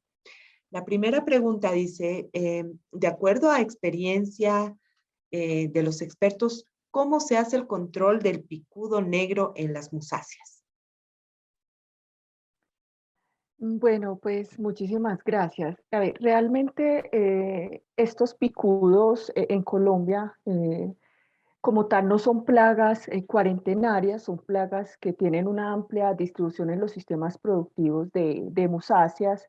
Como tal, no están reglamentadas por el ICA, es decir, que actualmente el ICA pues, no ejerce ninguna acción fitosanitaria específica como tal como autoridad fitosanitaria respecto a estos patógenos.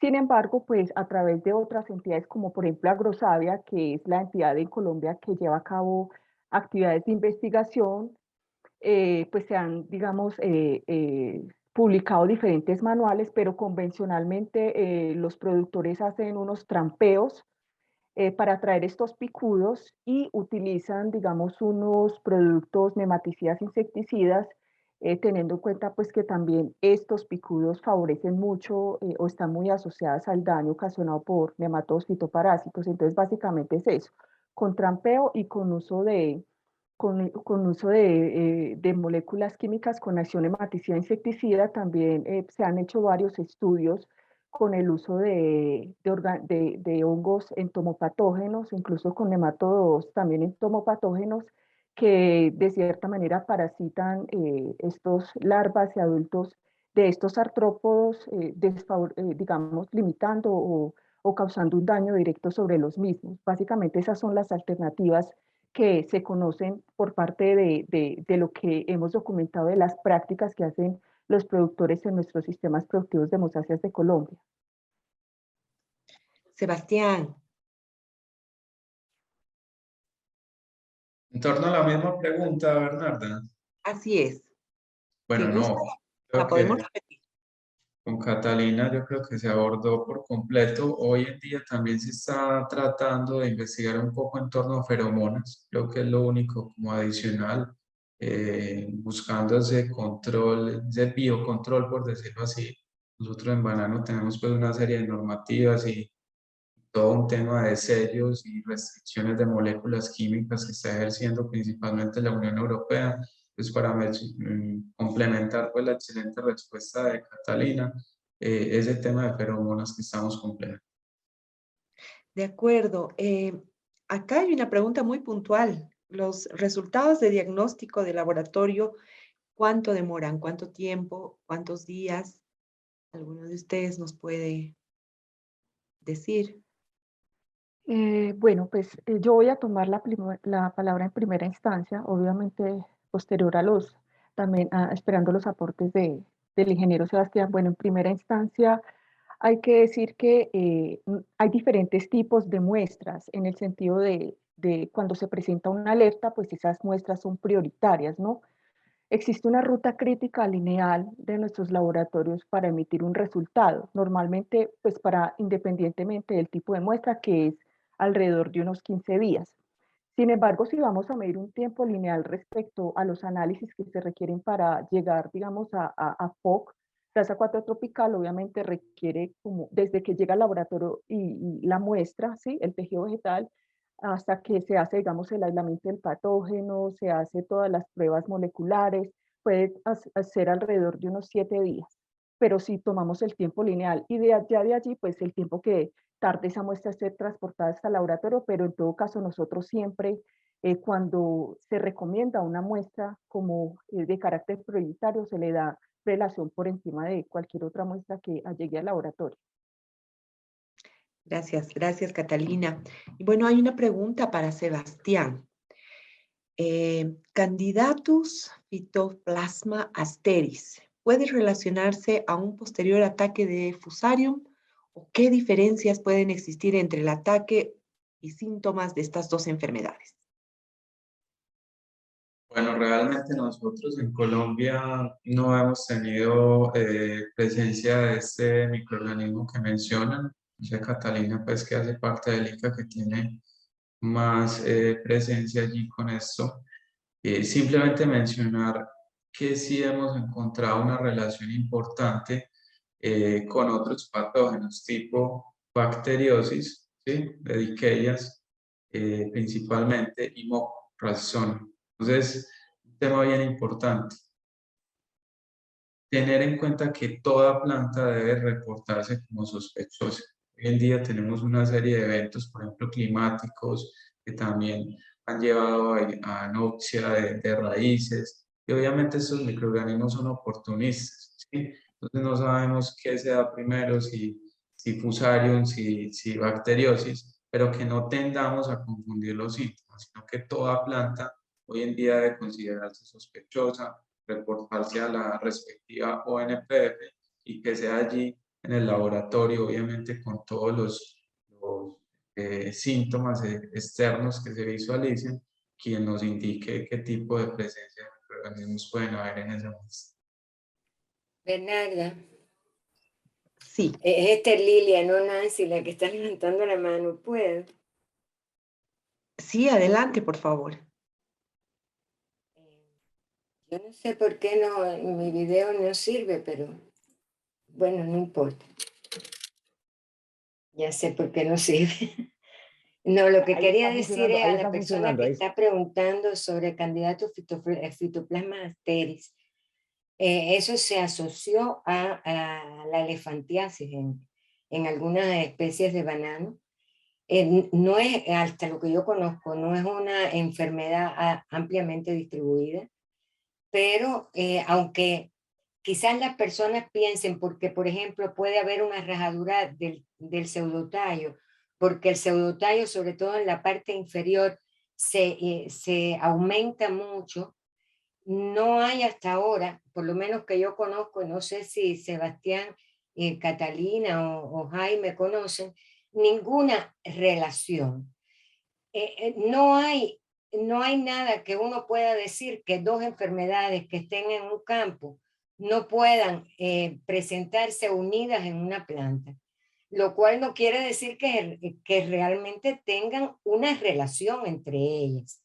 Más relación existe, por ejemplo, entre insectos que puedan ocasionar o provocar orificios en raíces y determinadas patógenos que puedan entrar, es decir, que esa sea la vía de entrada más fácilmente.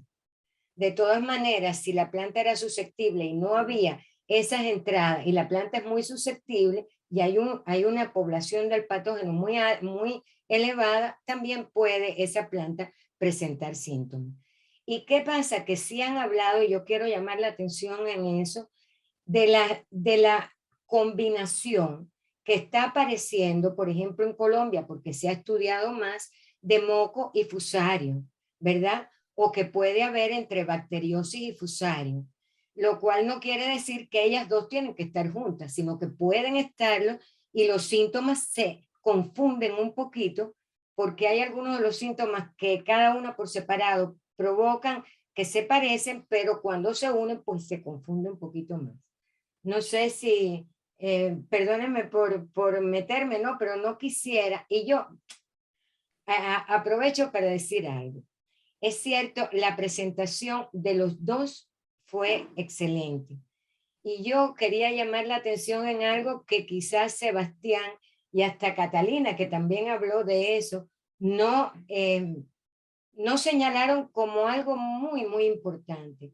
Ustedes se dieron cuenta que un gremio de productores tiene una tremenda responsabilidad en la bioseguridad, en la vigilancia y en el diagnóstico y en financiar eso.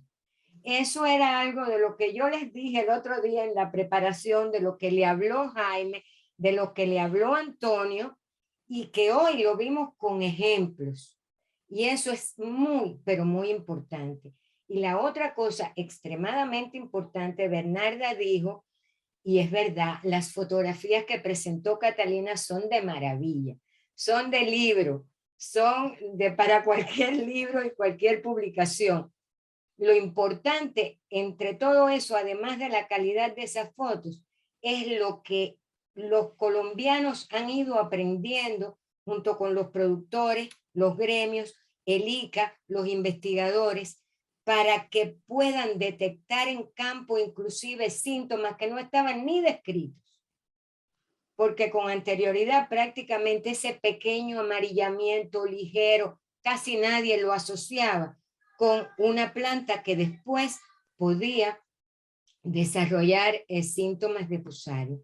Así que en el día de hoy y en el día de ayer, creo que todos los días han estado fuerte en el curso, pero ayer y hoy les han dado a todos los participantes una cantidad de información, de elementos, de tips tan importantes para un país que no tiene todavía, y ojalá no lo tenga, esta enfermedad. Gracias, Bernarda.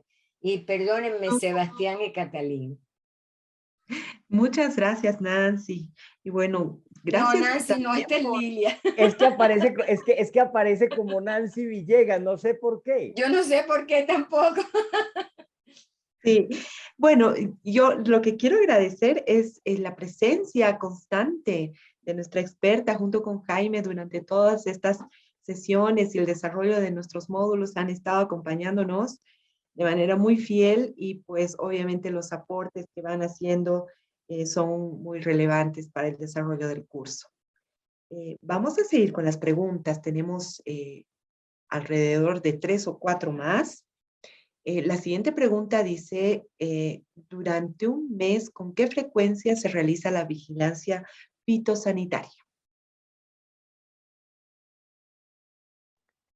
No sé. Bueno, bueno, muchísimas gracias. Sí, realmente hemos dicho que el ejercicio de la vigilancia fitosanitaria debe ser permanente. Dependiendo del rol, pues obviamente es la frecuencia de esa vigilancia. Si es un productor de finca que tiene su propio lugar de producción, pues casi que es una vigilancia día a día porque en las labores culturales en las labores de desoje, en las labores de cosecha, también es una oportunidad perfecta para estar atentos e inspeccionar qué sintomatologías se están observando en esos sitios o esos lugares de producción.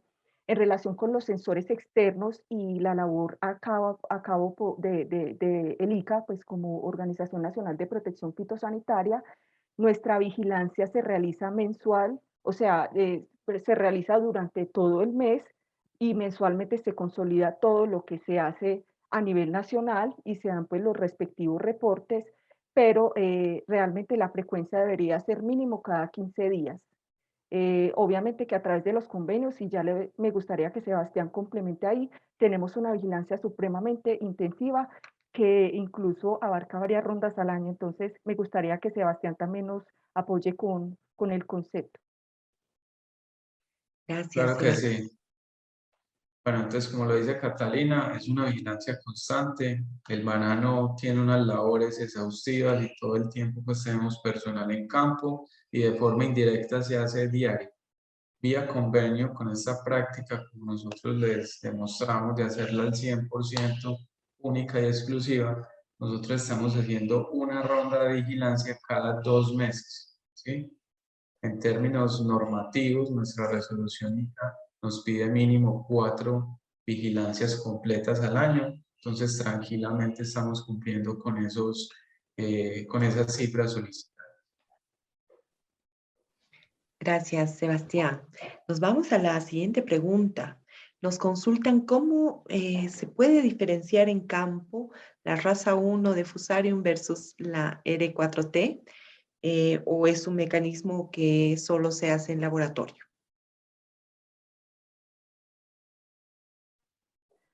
Bueno, ya yo creería que, o sea, creo que en las charlas anteriores, en la primera charla, hay unas temáticas muy completas sobre todo el tema de la biología.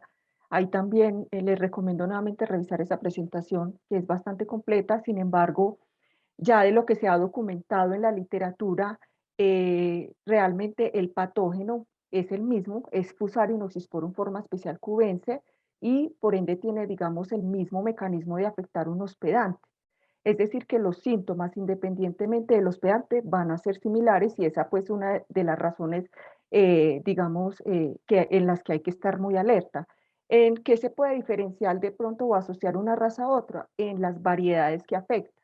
Por ejemplo, se ha indicado pues bajo esta taxonomía de razas, pues porque estas taxonomías han sido muy variables, hoy en día pues ya se conocen otros tipos de taxonomía, pero bajo la taxonomía que conocemos o los criterios de razas, básicamente la raza 1 afecta a variedades de Gros-Michel y banano manzano, la raza 2 principalmente bananos de cocción tipo Blue Gue, y la raza 4 afecta a todos los anteriormente mencionados, más los bananos Cavendish, que son bananos de exportación, básicamente para determinar si se trata de una raza u otra, o digamos, o para asociar específicamente una detección a ese nivel de especificidad, no solo con los síntomas, se puede asociar, sí se puede sospechar de pronto de los Cavendish hacia raza 4, pues porque ellos son resistentes a las demás razas de POC.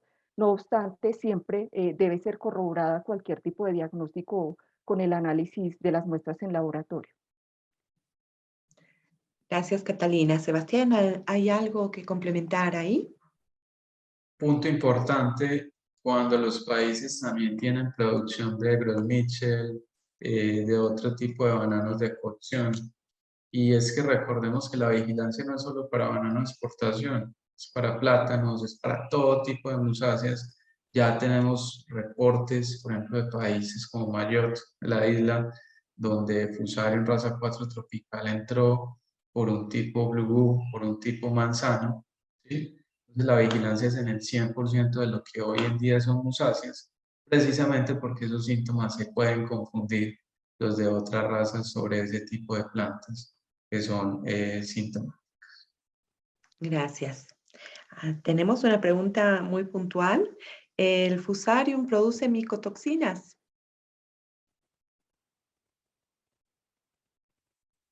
Adelante. Bueno, muchas gracias. Pues realmente Fusarium es un hongo bastante complejo como tal, como género.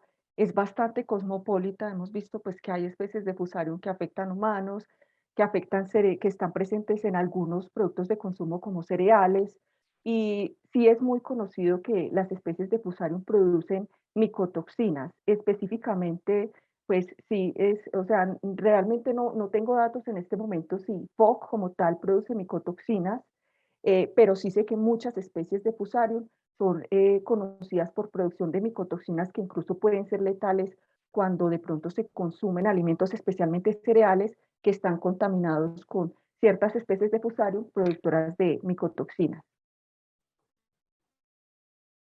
Sebastián, ¿usted tiene algo que complementar ahí?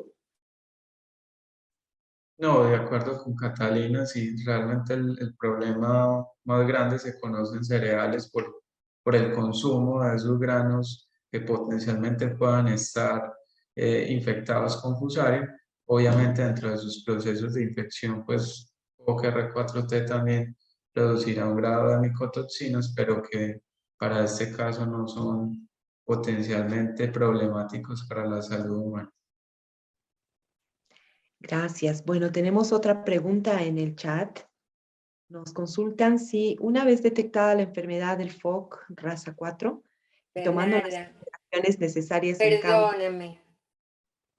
Sí, Perdóname por algo muy importante, porque el que preguntó eso probablemente está pensando en micotoxinas que sí están asociadas con algunos fusarios que le hacen, que son, como dijo Catalina, potencialmente letales para el hombre y para el ganado. Hasta ahora, por lo menos lo que yo conozco, y por eso lo quería decir, es que Fusarium oxysporum, forma especial cubense, en las razas que han probado, no es un hongo que contribuya particularmente a la producción de micotoxinas que puedan ser dañinas al hombre o a los animales. Por eso es muy importante, porque eso está muy relacionado con la comunicación del riesgo. Jaime, Catalina y Sebastián pueden decir cuánto tuvieron que hacer en Colombia para explicarle a la gente que podían comer bananos, que no había problema. Y entonces esta pregunta puede derivarse en eso, y perdónenme por volver a interrumpir. Gracias. No, tal vez, Bernarda, si me permite, por... Adelante, Jaime, por favor.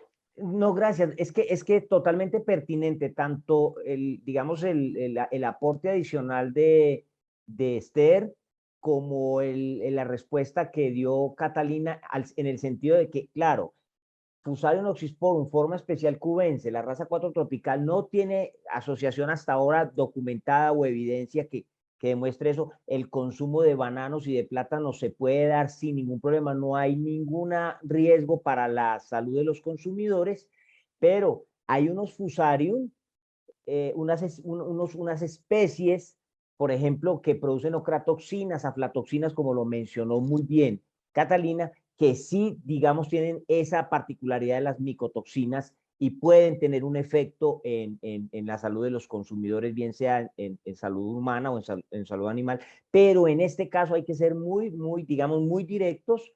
Esa fue una parte de la campaña nuestra fuerte cuando llegó el problema a Colombia. No hay ningún riesgo y ninguna dificultad en cuanto a que el consumo de banano, de lotes o de plantas tenga algún efecto en los seres humanos. Muchas gracias por permitirnos ser reiterativos en ese punto. No, se agradece. Estas contribuciones son sumamente importantes porque, bueno, obviamente las consultas tienen que ver con cuestionamientos que están presentándose entre los participantes, y yo estoy muy segura que tienen que ver con productores, ¿no? Seguramente que han despertado las exposiciones estas dudas. Bueno, no sé si estamos listos. Esther, veo que enciende la cámara, tal vez tiene alguna cosa más que añadir. Perfecto, entonces nos vamos a la siguiente pregunta. Y Dice así: una vez detectada la enfermedad del FOC raza 4 y tomando las consideraciones necesarias en campo, ¿qué tiempo tarda en terreno para ser recuperada? Si se puede sembrar nuevamente con otro cultivo y si puede ser nuevamente el banano. Bueno, muchísimas gracias. Como estamos hablando de FOC raza 4 tropical, recordemos que específicamente esta raza es un patógeno cuarentenario, ¿sí? Está reglamentado, no solamente en Colombia, sino en la mayoría de países, incluyendo también Bolivia. ¿Esto qué quiere decir? Que está bajo custodia de la autoridad fitosanitaria llevar a cabo las acciones para que en los lugares de producción donde se llega a ver presencia de este patógeno, se tienen que cuarentenar esos lugares o sitios de producción y aplicar unos protocolos de contención en los cuales tienen que, pues obviamente haber unas áreas de erradicación y contención. En esos sitios debe haber una eliminación de plantas bajo unas áreas previamente establecidas pues en los protocolos, que realmente los protocolos ya están muy documentados actualmente, y esas zonas de producción quedan allí pues porque actualmente para evitar la dispersión de este patógeno y teniendo en cuenta los altos riesgos en movimiento de personal, maquinaria y en las labores de cultivo que puedan llegarse a originar si se llegan a sembrar nuevamente esos sitios de producción, es por eso que no se permite desde sitios de producción con presencia las resiembras, ya sea con banano, con musáceas o con otros cultivos por el momento, en tanto pues los avances de la ciencia, de los estudios, muestran alternativas para que esos terrenos o esos campos puedan ser habilitados nuevamente. Pero mientras el patógeno tenga una distribución restringida y sea cuarentenario para toda la región, se seguirán implementando esas medidas fitosanitarias. Gracias, Catalina. ¿Alguien tiene alguna complementación? No, Bernarda, básicamente esa es la parte pues, legal que tenemos en el ICA, el trabajo de contención que tiene el país. Y mencionar que a nivel de investigación estamos avanzando la evaluación de materiales promisorios, que va a ser una de las charlas, yo creo que futuras, a través de Agrosavia. Colombia ha sido pionero en introducir estos materiales, también con toda la reglamentación y a través de una generación de una guía técnica para esta importación que hizo Agrosavia del ICA. Ya vamos a iniciar esas pruebas de evaluación con respecto al hongo, con toda la bioseguridad necesaria, y tendrá que ser ya la nueva discusión a partir de los resultados que nos arrojen estas variedades, tal vez un punto de partida para rehabilitar esas áreas infectadas. Perfecto. Bueno, tenemos una última pregunta y tiene que ver con el picudo negro. Quieren saber si el insecticida para combatir y erradicar al picudo negro es químico u orgánico y si los expertos nos pueden compartir el nombre.